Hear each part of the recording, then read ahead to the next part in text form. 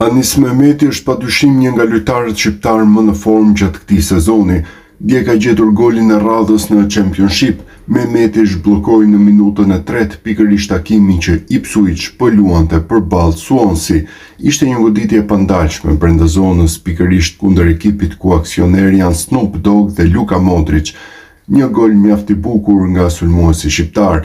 Mehmeti e ka golin e 10 në kampionat, ku regjistron dhe 6 asist. Në muajin mars mbetet për tu parë nëse trajneri Silvinho do e rikthejë tek kombëtarja.